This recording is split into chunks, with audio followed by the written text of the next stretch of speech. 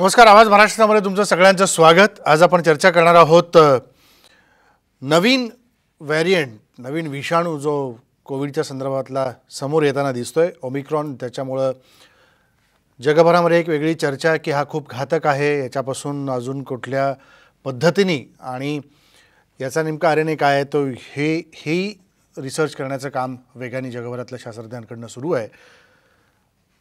मग आता भारतात देखील दक्षिण आफ्रिकेमधून येणाऱ्या विमानांवरती आणि तिथून येणाऱ्या प्रवाशांवरती काही बंधनं, नियम आखून त्यांना विलगीकरणामध्ये ठेवण्याचा देखील विचार सरकार आत्ता युद्धपातळीवर करत आहे. त्या दृष्टीने नवी नियमावली, नव्या सूचना, नव्या गोष्टींचं अनुकरण करण्याकरता म्हणून नागरिकांनी नेमकी काय काळजी घ्यायची, सतर्कता कशी बाळगायची आणि याच्यामध्ये घाबरून जाण्यापेक्षा आपण आपले नियम पाळले तर कोरोनावरती आपण निश्चितपणे मात करू शकतो. हे आपण दाखवून दिलेलं आहे, हे आपण करत आलेलो आहोत. फक्त इतकंच आहे, बेफिकीरपणा आपला सोडला पाहिजे आपण आणि सरकारने सांगितलेल्या नियमावलींचं, सूत्रींचं पालन करून आपल्याला पुढच्या काळातलं मार्गक्रमण हे करत राहावं लागणार आहे. कोरोनाबरोबरच जगावं लागणार आहे, पण नियम पाळून. याचबद्दल आपण बोलणार आहोत. आपल्यासोबत IMAचे माजी अध्यक्ष डॉक्टर अविनाश भोंडवे आहेत. आपल्यासोबत आरोग्य क्षेत्रातील ज्येष्ठ पत्रकार संतोष आंधळे हे देखील आहेत. दोघांचंही स्वागत. मला डॉक्टर भोंडवे आपल्यापासून सुरुवात करायची आहे, कारण ज्या पद्धतीने आत्ता या ओमिक्रॉनबद्दल बोललं जातं आहे आणि दुपारी काही वेळापूर्वीच आरोग्य विभागाकडनं एक प्रेझेंटेशन सरकारला दिलं गेलं की नेमकी भारतातली याची स्थिती काय आणि जगभरातली याची नेमकी आत्ताची अवस्था काय. तर लोकांमध्ये एक वेगळ्या प्रकारचा घबराट आहे, लोकांमध्ये भीतीचं वातावरण आहे की आता काय होणार. भारतामध्ये तरी अजूनही याचा रुग्ण आढळलेला नाही किंवा त्याबद्दलची कुठलं सूतवाच नाही. त्याचं जिनोम सिक्वेन्सिंग अनेक ठिकाणी वेगवेगळ्या गोष्टीवरती चर्चा सुरू झालेली आहे. म्हणजे आपल्याकडे होण्याआधी खूप भीतीचं वातावरण तयार केलं जातं असं दिसतं. तसं पाहिलं तर आत्ताची परिस्थिती आपण हे पाहतोय की तुम्ही म्हणाल त्याप्रमाणे विमान प्रवासावर बंधनं किंवा इतर आता लोकांनी गर्दी करू नये हे जे नियम आहेत याच्याबद्दल जरा सतर्कता बाळगली जाते. हा परिस्थितीला तोंड देण्याआधीची तयारी आहे. जगामध्ये हा ओमायक्रॉन पसरतोय हे नक्कीच. आता कालच पर्यटन मंत्र्यांनी सांगितलं की 1000 प्रवासी हे दक्षिण आफ्रिकेतून गेल्या 15 दिवसात मुंबईत उतरले आणि त्यांचा पत्ता लागत नाहीये. तर ह्या सगळं बघता, आतापर्यंतचा इतिहास बघता, आपली पहिली लाट आली तेव्हाही किंवा स्वाईन फ्लूची 2009 मध्ये साथ आली तेव्हाही परदेशातून हे आजार येतात, त्यावेळेला येणाऱ्या प्रवाशांची योग्य ती काळजी घेतली नाही तर हा आजार आपल्याकडे पसरतो आणि सर्वात आधी मुंबईत पसरतो किंवा महाराष्ट्रात पसरतो. हे जे आपण मुख्य कारण पाहिली तर त्या दृष्टीने आत्ताची जी खबरदारी आणि जे सरकार सांगतंय त्या योग्य गोष्टी आहेत. पण लोकांमध्ये याच्यामध्ये चिंतेचं वातावरण आहे, घबराट आहे ती. पुन्हा लॉकडाऊन झालं तर आपलं हे जे काही आता धंदा व्यवसाय किंवा जे काही उद्योग आहेत याचं काय होईल, किंवा पुन्हा जर हे झालं तर आपल्याला आपल्या प्रियजनांना पुन्हा आजारपणाला सामोरं जावं लागेल का, अशा प्रकारचे चिंतेचं वातावरण लोकांमध्ये. आपण तसं पाहिलं तर यामध्ये खरोखरच आपण म्हणला तसं घाबरण्याचं कारण नाहीये, कारण अजूनही याची संपूर्ण माहिती आपल्या समोर आलेली नाहीये. आता जे काही माहिती येते ही अतिशय प्राथमिक माहिती आहे.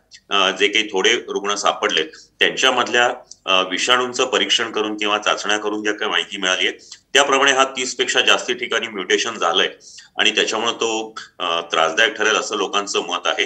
परंतु तशी परिस्थिती नाहीये. म्हणजे मी एक थोडक्यात आपल्याला सांगतो की विषाणूंच्या शास्त्रामध्ये ज्या वेळेला म्युटेशन जास्ती होतात त्यावेळेला त्याची जी मारक शक्ती असते ती कमी असते. आता परवा अमेरिकेच्या अँथनी फाउसी यांनी जे काही जाहीर केलं त्याप्रमाणे याचा वेग वाढतोय. याचा वेग हा आधीच्या विषाणूंपेक्षा जास्ती आहे, परंतु याची मारकता, बाधकता किंवा हा लसींना कितपत दाद देईल किंवा अँटीबॉडीजना कितपत दाद देईल याच्याबद्दलची माहिती अजूनही पूर्णपणे आलेली नाहीये. त्याच्यामुळे आत्ता जी आहे ही साशंकता, चिंता आणि एक थोडीशी अकारण भीतीच लोकांच्या मनामध्ये आहे. त्याच्यामुळे आपल्याला या योग्य त्या गोष्टी सांगून लोकांच्या मनामधली भीती घालवणं हे खरोखर आपलं काम आहे. बिलकुल. त्यासाठीच वेगवेगळ्या मुद्द्यांना घेऊन आपण आता ही चर्चा पुढे नेणार आहोत. पण संतोष, या दरम्यानच्या काळामध्ये अनेक डॉक्टरांशी पण आपण चर्चा केली, नागरिकांशी चर्चा केली, वेगवेगळ्या पेशंट्सनाही आपण भेटत गेलात. आत्ताचा या डेल्टा व्हेरियंट असेल किंवा आता आलेला ओमायक्रॉन असेल, याच्या संदर्भात आपण जर विचार केला तर नागरिकांनी सतर्कता बाळगली पाहिजे की भीती बाळगली पाहिजे?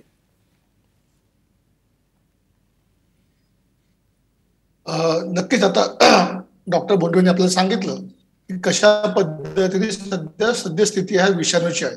मुळात एक तर हे लक्षात घेतलं पाहिजे की आपण जे आता म्हणतोय की सरकारने पटापट करून गोष्टी चालू केल्या त्याच्यामुळे भीती पसरते, तर अजिबात असं भीती पसरत नाहीये. आपल्याकडे प्रिपेडनेस एवढा चांगला आहे की 26 तारखेला आपल्याला लक्षात आलं की दक्षिण आफ्रिकेमध्ये अशा स्वरूपाचा एक ओमायक्रॉन नावाचा एक विषाणू आलेला आहे आणि तो पसरतोय. त्या अनुषंगाने आपण 2 ते 3 दिवसात इतक्या वेगाने चक्र फिरली, इतक्या वेगाने बैठका झाल्या विविध स्तरावरती की आज आपल्याकडे जे हनुवटीवरती मास्क लावून फिरत होते, काही लोक खिशात टाकून फिरत होते मास्क, त्यांना तरी किमान तोंडावरती मास्क लावायला थोडंसं वातावरण पुन्हा एकदा तयार केलेलं आहे. कारण ते विसरले होते की आपलं करोना गेलाय. त्यामुळे अनेकांचा मास्क हा हनुवटीवरती होता आणि खिशात किंवा पर्समध्ये असायचा.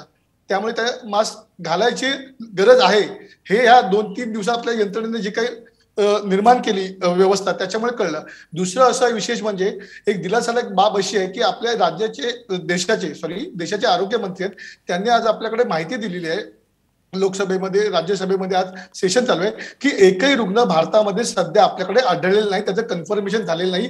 संशयित लोक असतील तरी त्याचं जिनोम सिक्वेन्सिंग अजून पूर्ण झालेलं नाहीये. कारण एक आपण लक्षात घेतलं पाहिजे की विषाणू आपल्याकडे आहे म्हणजे त्याचं जनुकीय बदल, म्युटेशन हे होत राहणार आहे. हे आणखीन काही पुरावे आपल्याकडे नाही. फक्त जी काही माहिती मिळते इतर देशांमध्ये जो विषाणू आहे ते लोक सांगतात की ह्याची 30 जनुकीय बदल मध्ये म्युटेशन झालेलं आहे आणि त्याच्यामुळे हा किती घातक असू शकतो याची माहिती फक्त मिळते. मात्र अजून कुठलाही भारतात रुग्ण आढळलेला नाहीये. पण ह्या सगळ्या भीतीदायक वातावरण जरी असलं, वातावरण अजिबात भीतीदायक नाहीये. कारण आजही मुंबईमध्ये या शहरामध्ये बघतोय तर अनेक लोक मास्क लावत नाहीये, कोविड अप्रोप्रिएट बिहेवियर पाळत नाहीये, 2 लसीचे डोस घेतले म्हणजे आता आपण लसवंत झालो, आपल्याला असा कुठला आजार होणार नाही, या सगळ्या त्या कल्पना ठेवून वावर त्यांचा चाललाय. तर माझं हेच मत आहे की ज्यांनी जरी 2 डोस घेतले असले तरी त्यांना इन्फेक्शन परत होऊ शकतं. अशा अनेक घटना आपण राज्यात, देशात आणि आपल्या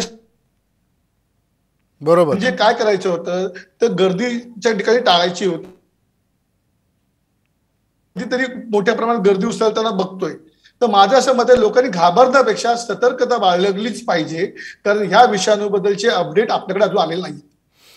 बिलकुल. मी ही चर्चा पुढे घेऊन जाण्याआधी काही गोष्टी अपडेट करतो. ज्या आरोग्य विभागाकडनं जे प्रेझेंटेशन दिलं गेलं आज दिल्लीमध्ये, त्याच्यात काही गोष्टी स्पष्टपणे नोंदवल्या गेल्या आहेत.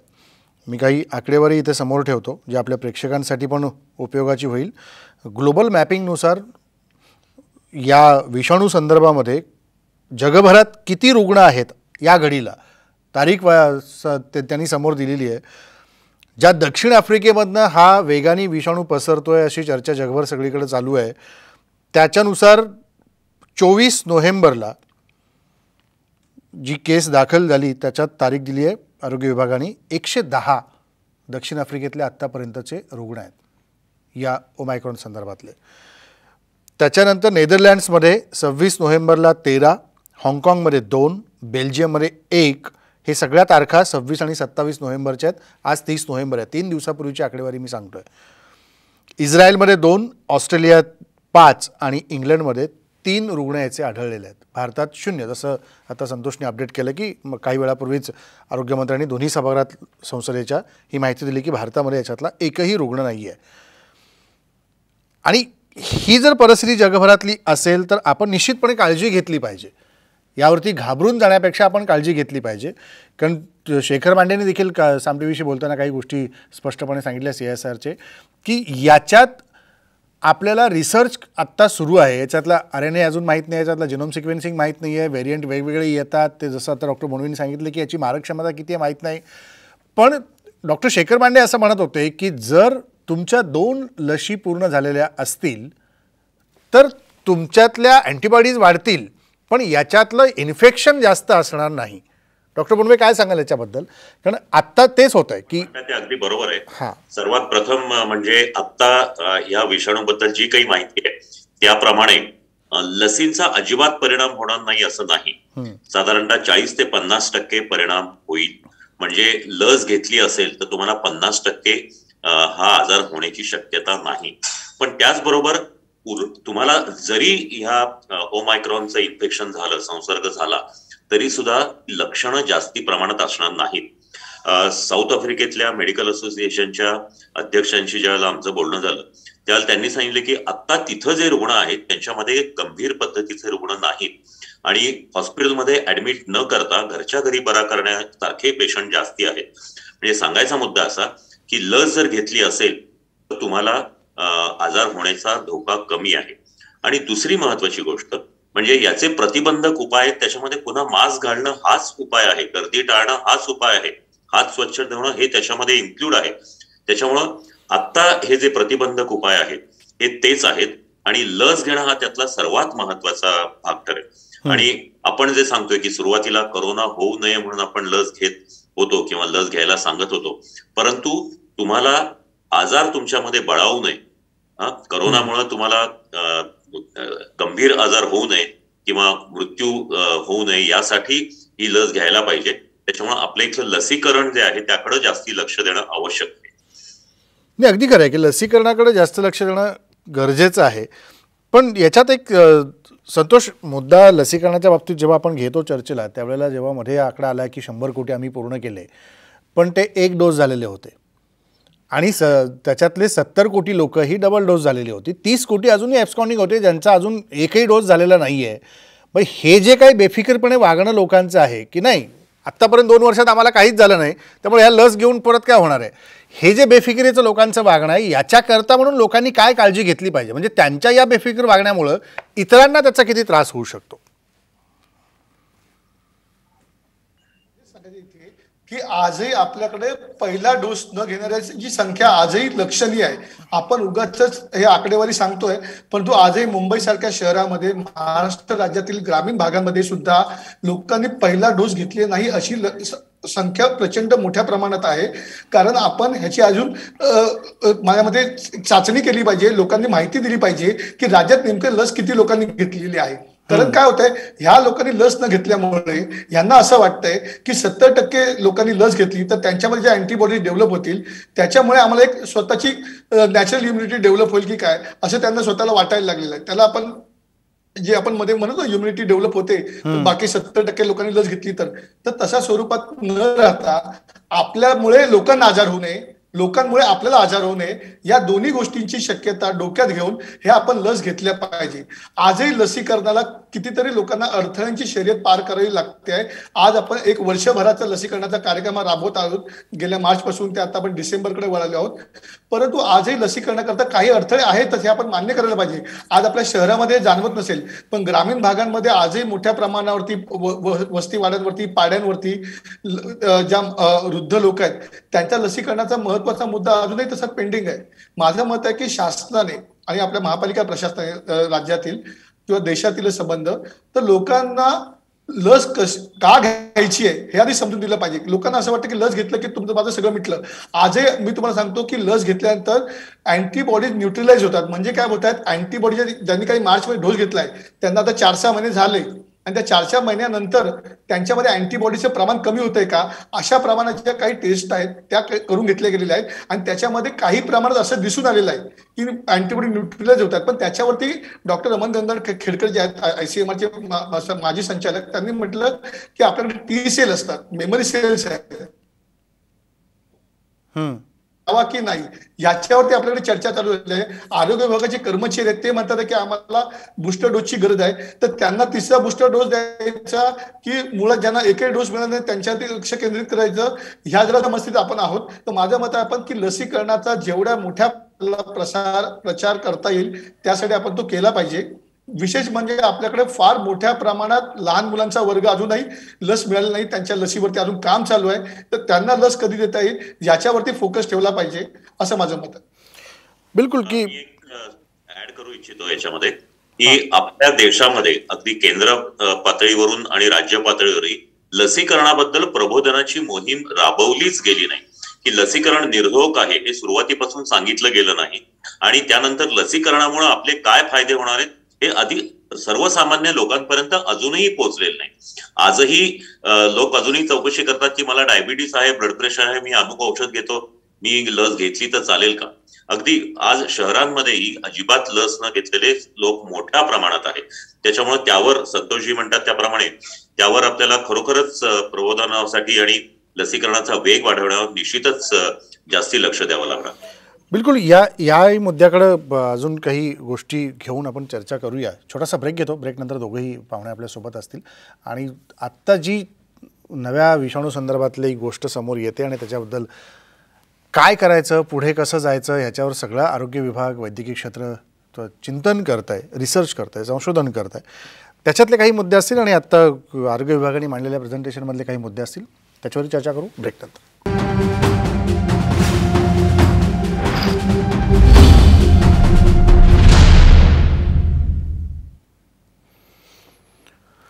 ब्रेकनंतर पुन्हा एकदा स्वागत. आपण चर्चा करतोय ओमायक्रॉन संदर्भामध्ये आणि याच्या निरीक्षणाबद्दल. डॉक्टर बोंडवे, एक मुद्दा मला विचारायचा आहे. मगाशी तुम्ही जो उल्लेख केला सामाचा, साऊथ आफ्रिकन मेडिकल असोसिएशनचा, तर त्याच्यात या आजच्या आरोग्य विभागाच्या प्रेझेंटेशनमध्ये तो मुद्दा आलेलाच आहे की माइल्ड स्वरूपातलं याचे सगळे ऑब्झर्वेशन्स दिसत आहेत, आत्ता क्लिनिकल ऑब्झर्वेशन्स दिसत आहेत.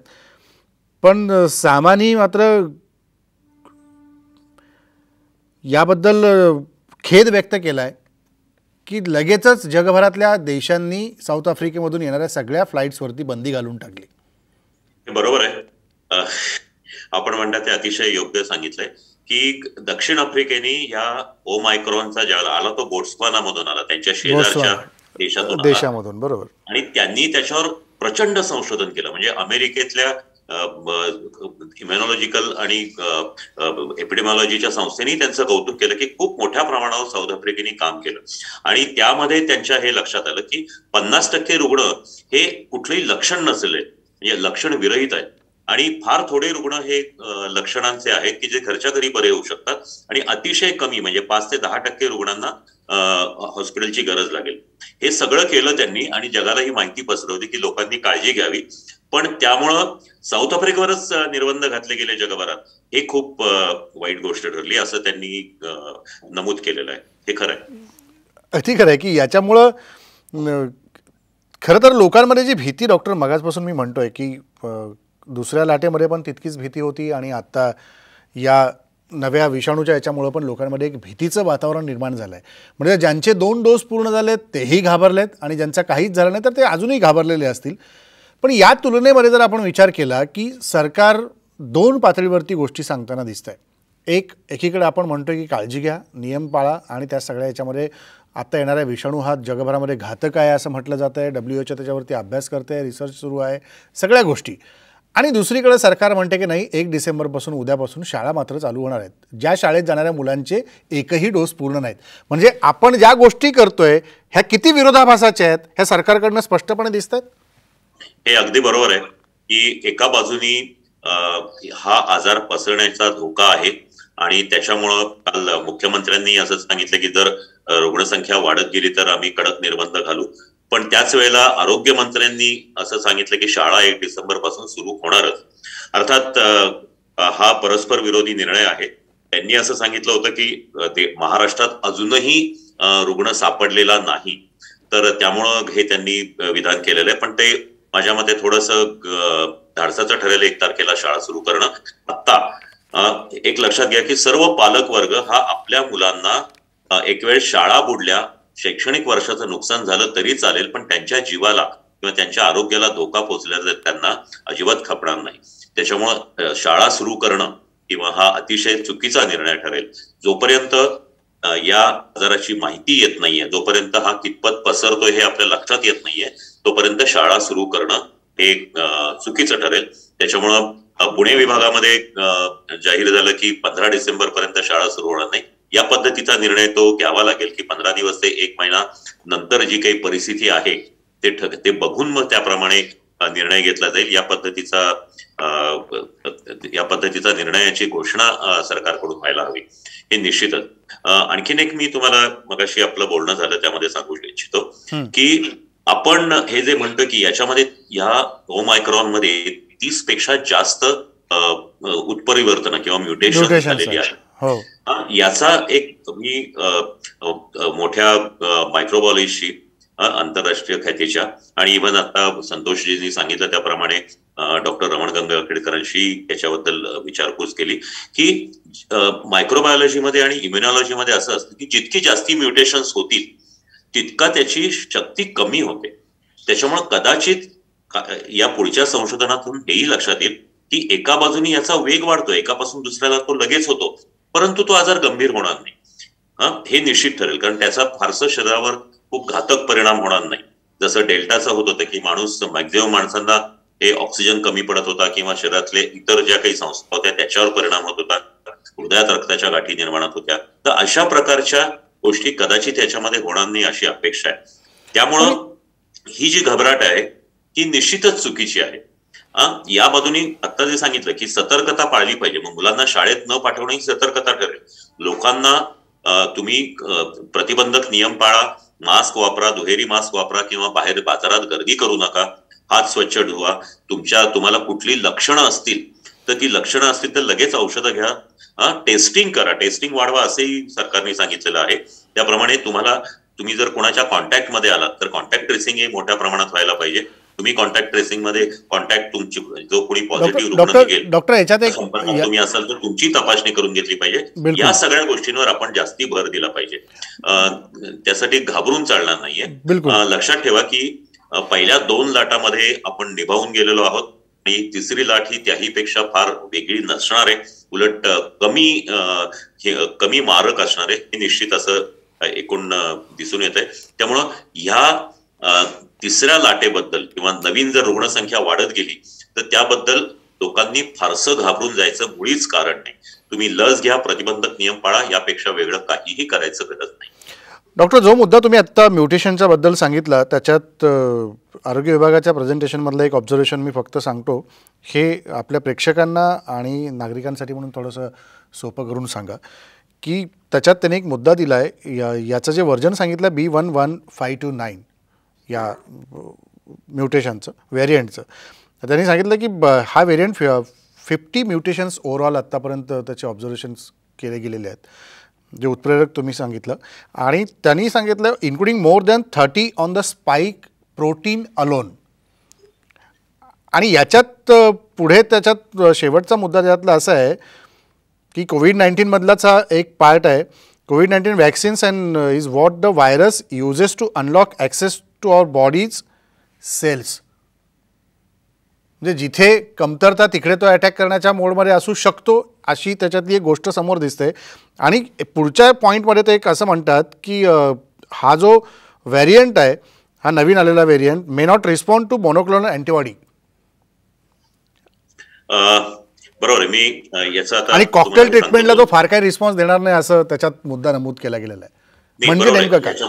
याच्यामध्ये 2 गोष्टी आहेत. स्पाईक प्रोटीन हा विषाणूच्या शरीरावरचा किंवा त्याच्या पृष्ठभागावरचा जो भाग असतो त्याच्या योगे तो ज्यांना इन्फेक्ट करतो त्या होस्टला म्हणजे माणसांना आपल्या शरीरामध्ये, आपल्या शरीरातल्या पेशींमध्ये किंवा टिश्यूमध्ये आत घुसण्यासाठी त्याला जे साधन लागतं ते स्पाईक प्रोटीन असतं. त्या स्पाईक प्रोटीनच्या योगे तो आत घुसतो. आता ह्या ओमायक्रॉन मध्ये जी म्युटेशन झाली त्यातली 2 म्युटेशन अशी आहेत की ज्यामुळे तो पेशींमध्ये सहज प्रवेश करू शकतो आणि आणखीन 2 म्युटेशन अशी आहेत की ती एकापासून दुसरीकडे सहज पसरू शकतो. त्याच्यामुळे ह्या गोष्टी आहेत. आता आपल्या ज्या वॅक्सिन्स आहेत किंवा ज्या अँटीबॉडीज आहेत ह्या स्पाईक प्रोटीनशीच रिॲक्ट होत असतात आणि त्यामुळं त्याचा लसींचा त्याच्यावरचा परिणाम जो तसा कमी होणार आहे तसा मोनोक्लोनल अँटीबॉडीज किंवा अँटीबॉडी कॉकटेल्स म्हणजे काय असतं तर कृत्रिमरित्या तयार केलेल्या अँटीबॉडीज असतात. आता मुळात त्या ज्या केलेल्या आहेत त्या आपल्या आधीच्या नॉवेल करोना व्हायरस किंवा SARS-CoV-2 पासून बनवलेल्या आहेत. त्याच्यामुळे या विषाणूसाठी किंवा या ओमायक्रॉनसाठी ज्या अँटीबॉडी कॉकटेल लागतील त्या वेगळ्या बनतील. म्हणजे त्याच्यामध्ये फार वेळ लागणार नाही. जर हा पसरला तर त्यासाठी वेगळ्या अँटीबॉडी कॉकटेल लागतील. आपण आता जर पाहिलं तर डेल्टा विषाणूसाठी अँटीबॉडी कॉकटेल्स हाच सर्वात उपयुक्त मार्ग सध्या ठरतोय. केवळ एका इंजेक्शन मध्ये रुग्ण लवकरात लवकर बरे होत होते. तर या आत्ता जे आहे ते डेल्टासाठीचं आहे किंवा आधीच्या विषाणूसाठीचं आहे, त्याचा याच्यावर कदाचित परिणाम होणार नाही. पण त्यांनी घाबरून जायचं कारण नाही. त्यामध्ये सततच रिसर्च होऊन नवीन पद्धतीचं अँटीबॉडी कॉकटेल हे बनवू शकतं. बिलकुल.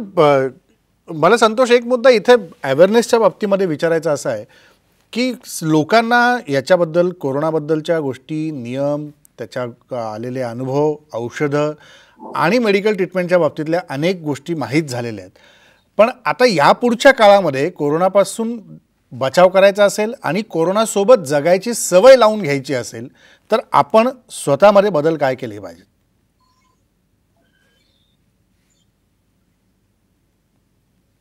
करोना संपलेला नाही.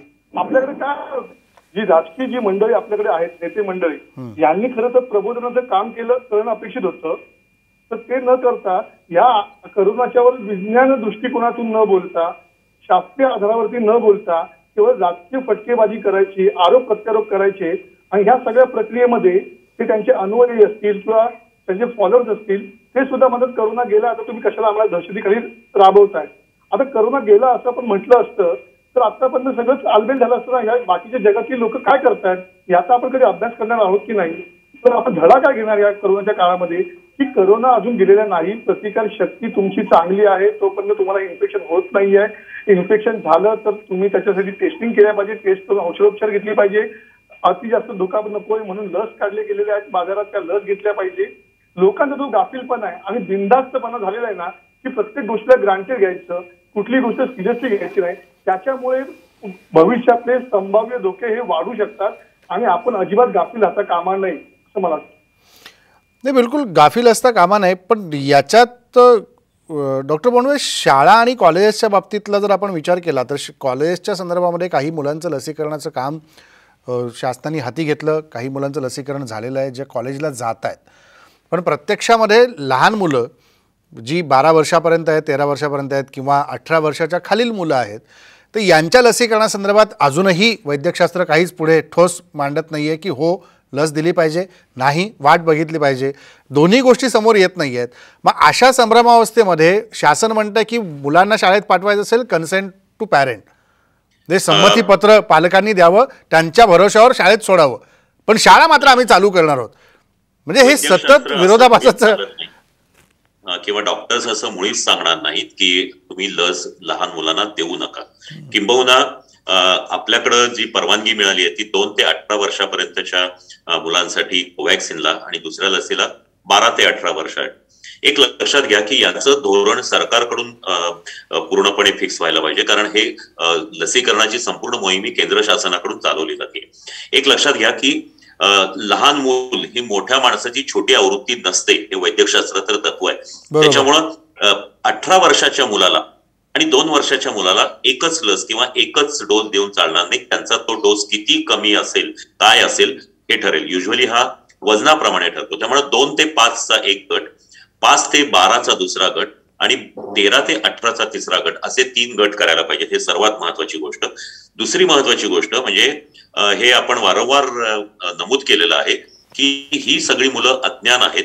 यांच्यासाठी पालकांचं आपल्याला काउन्सिलिंग किंवा त्यांचं पालक सभा घ्याव्या लागतील. त्यांना त्यांच्याबद्दल हे सर्व सांगावं लागेल आणि त्यांच्याकडून कन्सेंट घेऊन आपल्याला लसीकरण करावं लागेल. आणि मुलांनाही 2च डोस दिले जाणार आहेत. दोन्ही डोस झाल्याशिवाय शाळेत पाठवणं हे धोक्याचं ठरेल.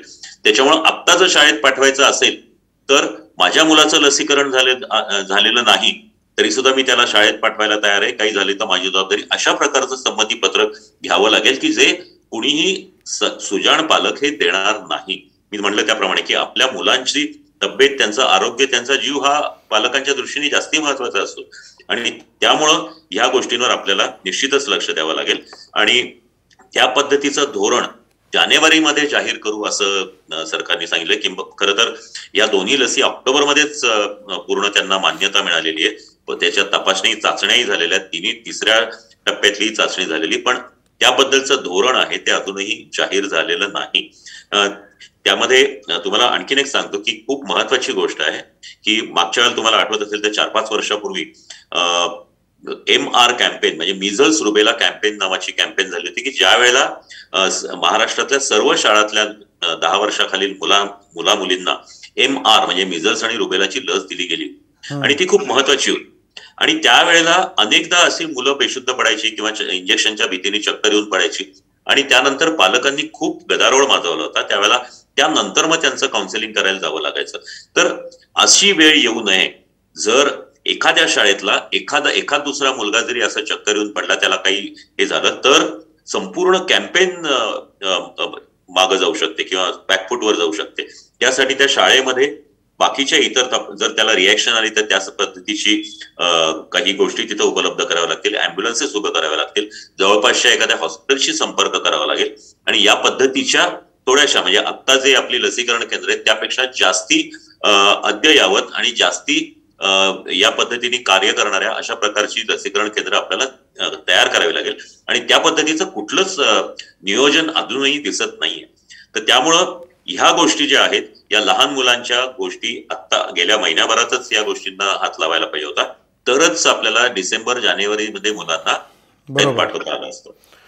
बिलकुल सर, की खूप चांगली माहिती तुम्ही खरं तर या निमित्तानं दिली. धन्यवाद संतोष डॉक्टर अविनाश भोंडवे.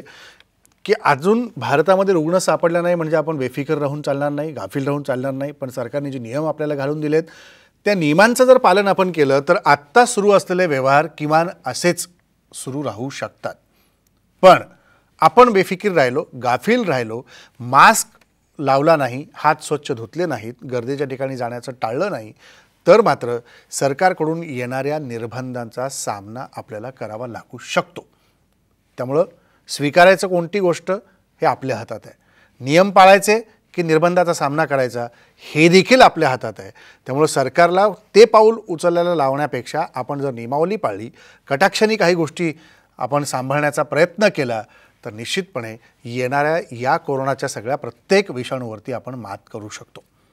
त्यामुळे घाबरू नका, काळजी घ्या, कुठल्याही गोष्टी नियमानुसार करायचा प्रयत्न करा आणि त्याला बांधील राहण्याचं पाळा. म्हणजे आपण या गोष्टीच्या पुढे जाऊ, हे शाश्वत आहे. इथं थांबू. नमस्कार.